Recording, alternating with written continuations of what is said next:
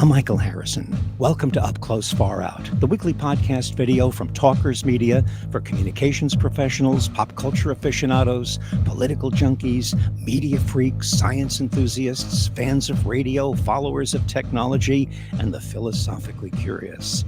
If you find this show to be of interest and value, please subscribe to it and press the like button. Our guest on this installment is a legend in the world of professional sports. He's one of the greatest and most controversial professional hockey coaches in the history of the game. He's coached all over the world, including the old Soviet Union, Russia, Canada, and of course the US. In 1994, he delivered a Stanley Cup championship to the New York Rangers after that franchise suffered a half-century championship drought. In the fraternity of NHL coaches, some stand out for their winning records, some for their big personalities, and some for their unprecedented methods. Our guest stands out on all these counts and more. To use an old expression, he didn't take any guff. Whether or not you're a fan of hockey, I think you'll find a bunch of takeaways in the conversation coming your way. Our guest is Mike Keenan. Let's get into it. Coach, it's really nice to have you on the program. I want to congratulate you on the success that you're enjoying with the new book, Iron Mike. And it was written with a very good journalist, Scott Morrison, and it even has a foreword by somebody that you have had some controversy with in the past, Mark Messier. It's great to have you on the program. What led you to suddenly write a book about an autobiography about your life? Well, I was really hesitant about it, and a couple of years ago, Jay Greenberg, Hall of Fame writer, uh, prompted me to start writing a book with him, and unfortunately, he passed of all things West Nile disease. And Scott Morrison, Hall of Fame writer as well, was editing the book. So I approached Scott and asked him if he would mind uh, rephrasing the book a little bit and carrying on. And he did. It took us 2 years to get the project finished because of that delay. We went on pause for 6 months, but they both Scott and Jay prompted me to get involved with writing this book. As I said, I was hesitant. I didn't really know if anybody would be that interested in reading about my life and career. But they both worked hard, and particularly Scott, to bring it to life, and now it's on the market. You have a reputation for being controversial. That's a word I'm sure you've heard before. And one of the things that attracted me to have this conversation with you is the fact that you've been in and out of a lot of jobs. You know, where you fight with the guys below you and you fought with the guys above you, and you don't put up with any shit. Pardon my language, but that's the best way I can put it. I'm I not a politician. I find that refreshing, and I also find that those qualities, a man like you, would be an interesting conversation to people outside the X's and O's of hockey, because coaching really is about leadership, isn't it? It really is. It's an all-encompassing profession. It demands a lot of levels of knowledge about specifically, in my case, the sport I was involved with, which is hockey. But I also taught and coached many other disciplines as well, as including swimming, basketball, when I was in the high school setting and university setting.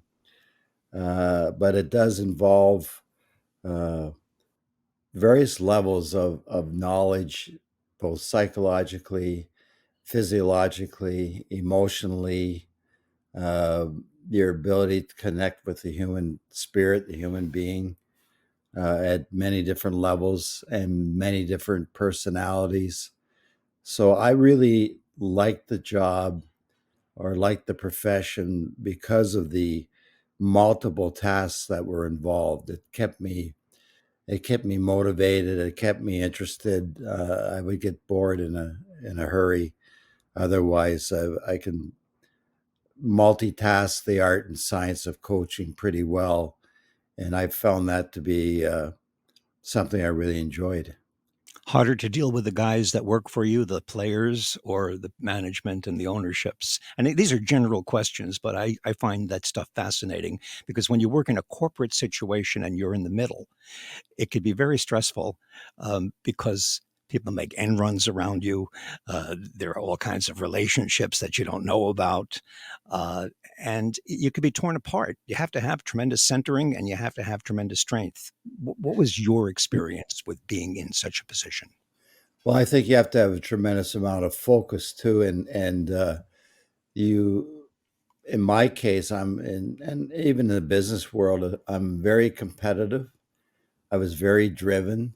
Uh, I can't really explain it why completely. My mother had a big influence on me. I was the oldest child, and we had very humble beginnings as a family. And my mother said to me one day, "There's no way you or your brother and sisters are going to live this way. You take responsibility." So she recognized something in her oldest son that she felt comfortable telling me something like that.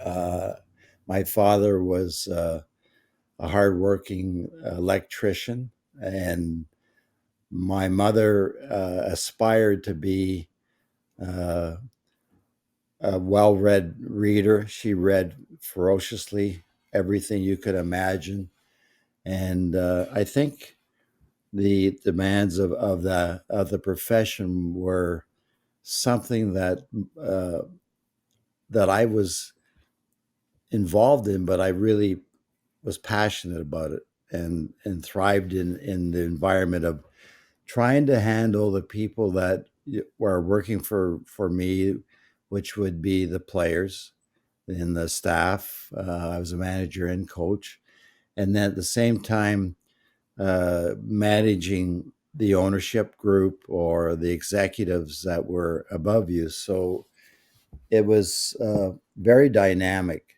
in terms of the requirements needed for an individual to be able to handle the expectations of ownership and teach and set set an environment or develop a culture of winning with the group or the players that you're playing or you're working with. So it was a very dynamic profession, and it was double that when I became manager and coach, handling the business side of the industry as well, the money, and then your staff scouting and the medical team and so on. So it was something I really thrived under the pressure of what was expected of me, and I really enjoyed it.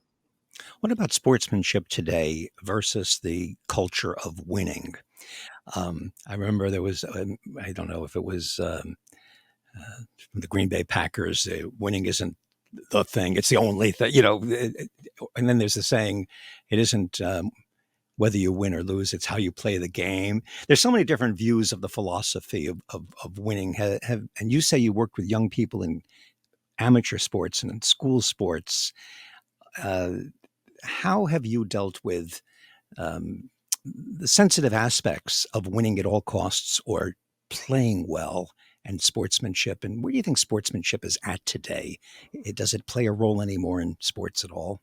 Well, I think you have to decide and uh, bring it in the context of who you're working with. I certainly coached uh, high school students, university students, a lot different than I did professionals. When you step into the professional realm, that's your livelihood. You're depending on each other for a living. Uh, you're expected to win, and at the high school level um, and university level, university's bordering on that now, but certainly with the young people I coached in high school, I wanted to make sure they had a real positive experience. And it wasn't the emphasis wasn't the ultimate goal of winning, but developing yourself as an individual, in some cases as a teammate, physiologically improving, uh, improve your standards of fitness, uh, learn to be a team player, things of that nature. In professional sport, it involves all of those things. But I think part of the responsibility at the professional level is to teach your team and about winning, but also find the difference maker for your team. What's going to separate you from the rest of the competitors? In the case of the National Hockey League today, as an example, there's 32 teams, and most of them have the same goal. Some are what they would describe as their developmental years, but with parity and the way that the league is set up, most of the teams aspire to challenge for the Stanley Cup, to make the Stanley Cup playoffs, and then be able to succeed in the playoffs. So the the essence of sport, I think, is identified and classified uh, at different at different levels with different athletes and age groups. When you're dealing with children, they should be having fun. They should be playing. That's what it's called, playing the game. And playing means having fun for a child. When you're playing a game in the competitive spirit of professionalism, then you're playing to win. And I think it certainly impacts uh, the game, and society evolves. I coached in 5 decades, and the skill set that I used in the 1970s and 80s would be much different than the ones that I used in 2010, for example.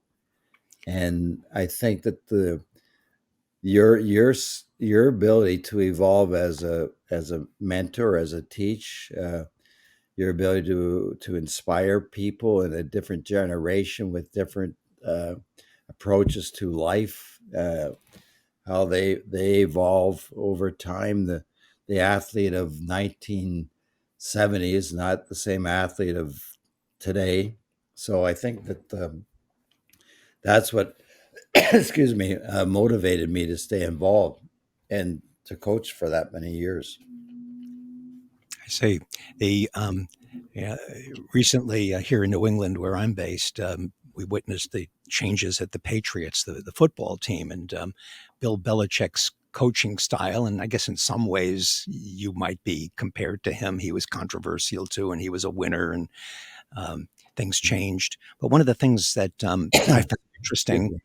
was that it was said that the my way or the highway approach to coaching changed. Now you did five decades of coaching, and I'm fascinated by the differences in the generations. The Generation Z, the current generation of 21st century natives, if you will, have a rep for being a little bit softer, maybe more pampered, more entitled than perhaps previous generations, and they may not respond to the my way or the highway approach.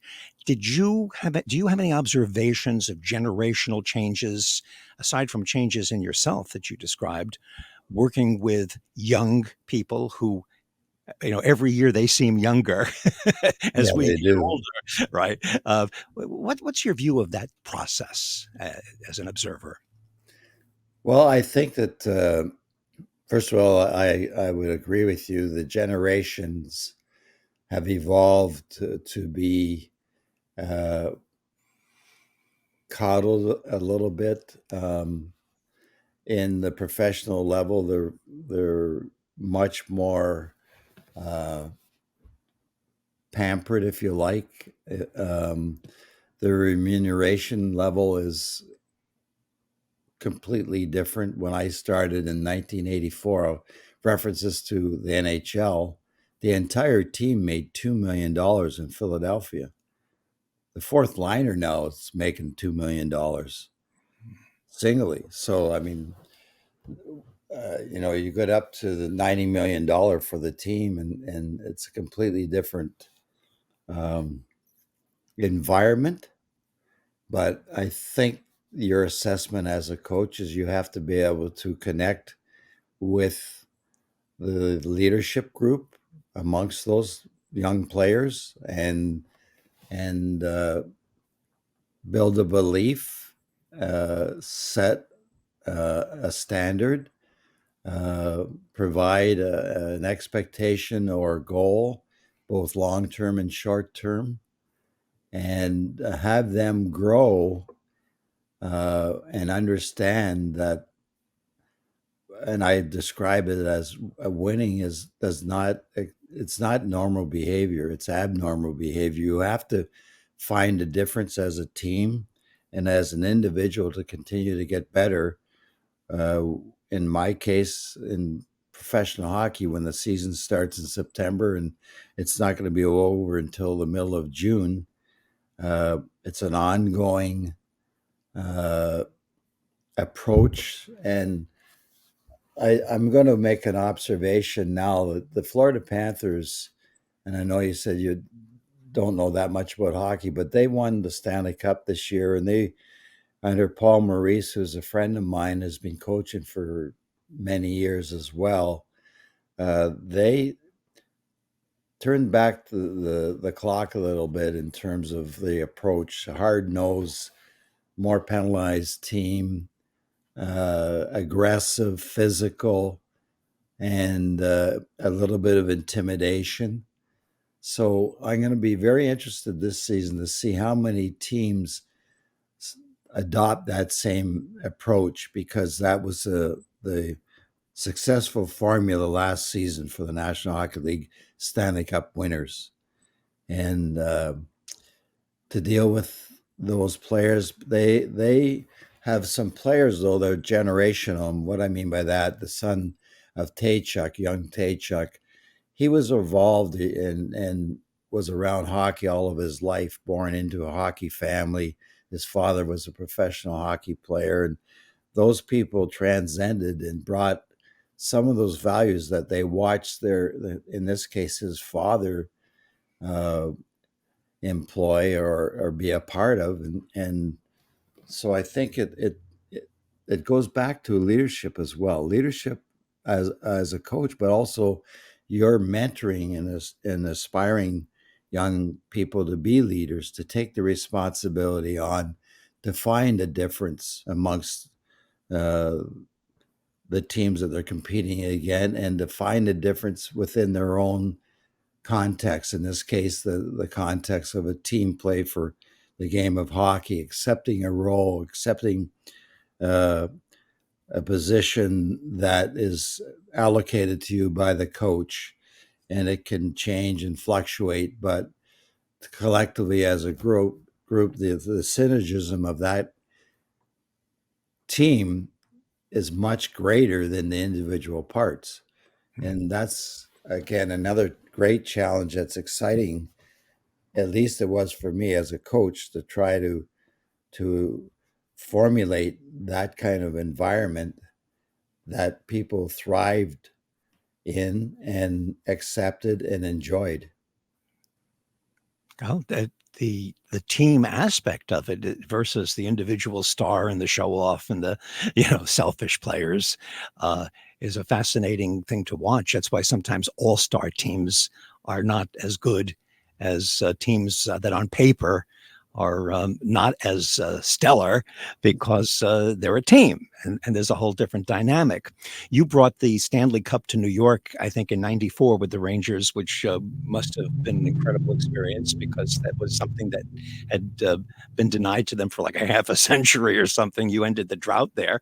You broke in Philadelphia in the National Hockey League about a decade before, and you were in a couple of Stanley Cup playoffs. But um, something that many people may not know is that you were very successful coaching in Russia, and of course in Canada. And I recall watching the movie, and I remember when it happened back in 1980, Miracle on Ice. It became apparent in that particular situation that the United States and the National Hockey League are not necessarily the pinnacle of prowess in the hockey world around the world. That Canada and Russia and other places are pretty good at it. Um, First of all, I guess I'm correct in that assessment, am I not? That the world is a Well, bigger place than just the United States when it comes to hockey.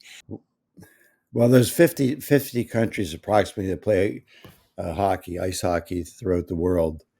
And the international competition that you're describing, going back to 1980, the Miracle on Ice for the American Olympic team in Lake Placid to win the gold medal, was historic. I think that the games evolved around the world, but the the Stanley Cup would be the ultimate prize, uh, even today, and paralleled with the gold medal of an Olympic competition. The Olympics are once every 4 years, and it's a segmented period of time for a few weeks at the most, maybe three, as opposed to a 10-month journey that you'd have to work through at the National Hockey League level or professional level of hockey.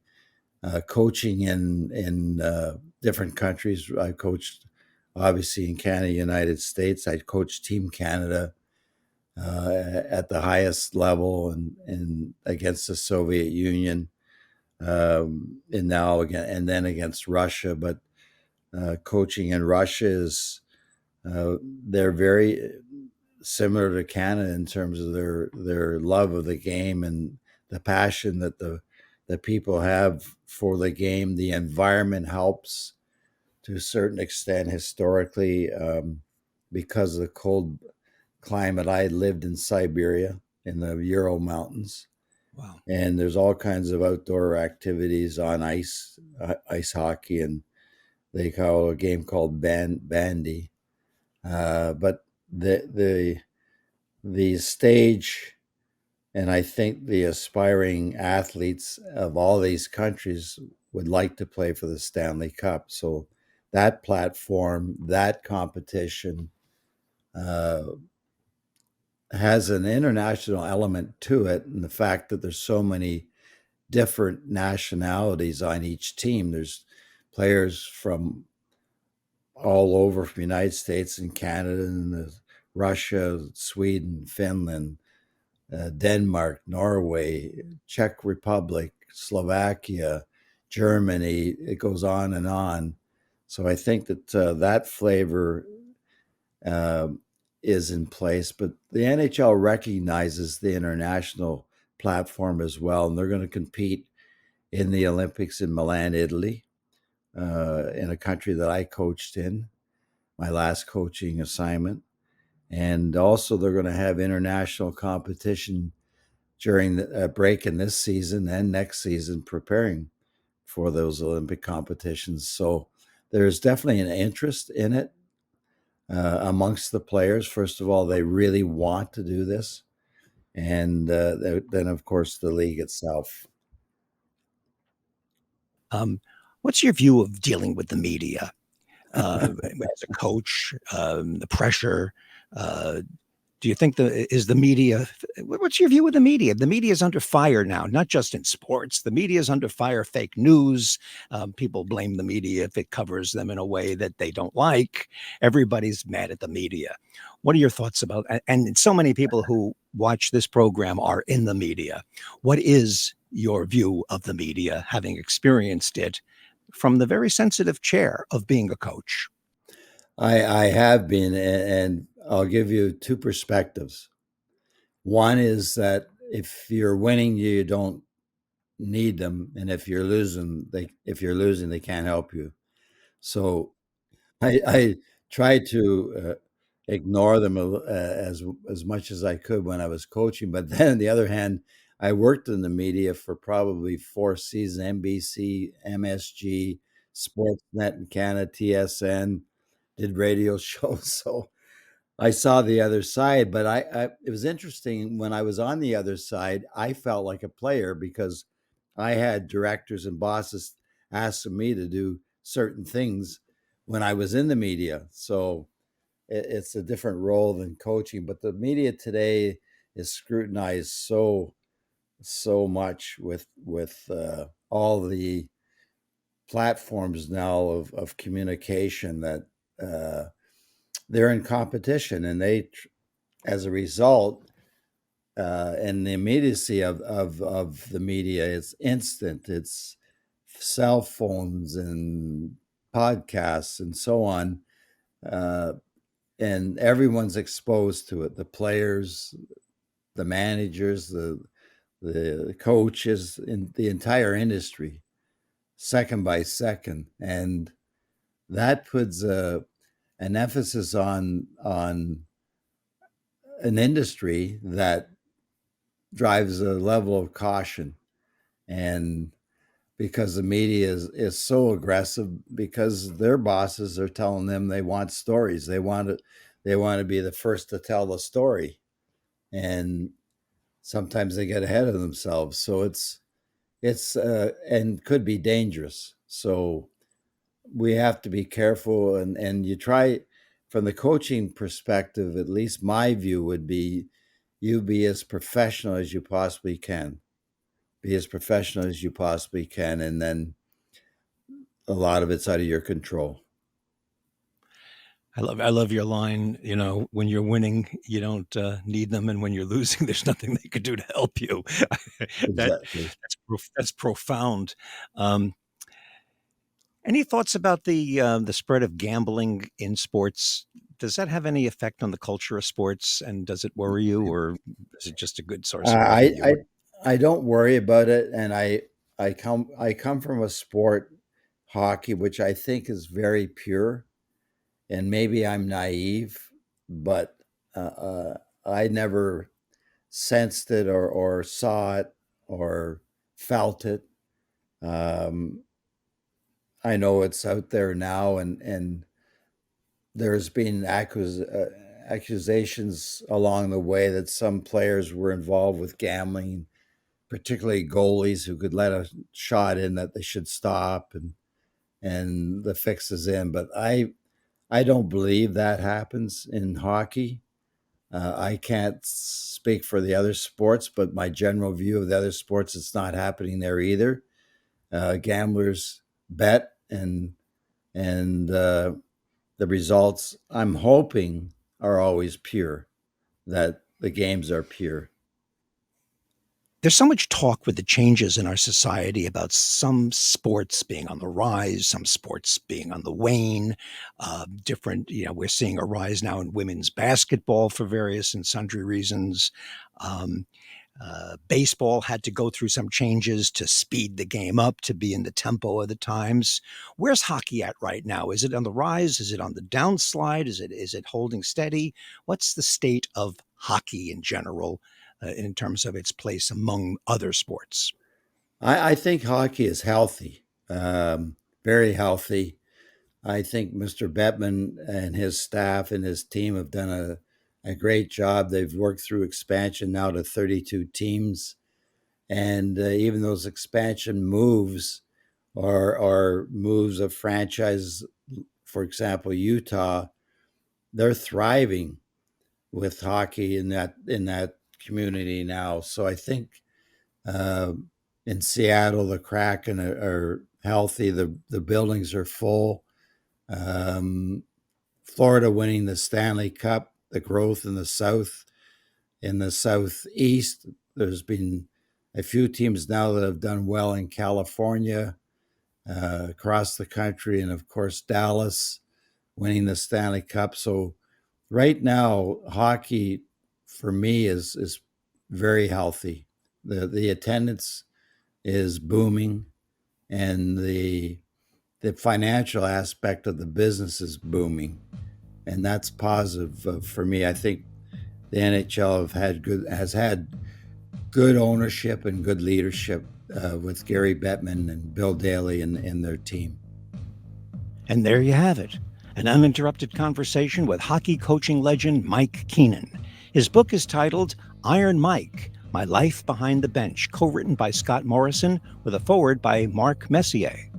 Thank you for watching this installment of Up Close Far Out with Michael Harrison, a production of Good Phone Communications in conjunction with Talkers Magazine. Please give it a like and subscribe to our Talkers Media YouTube channel. Our producer is Matthew B. Harrison. Copyright 2024. All rights reserved.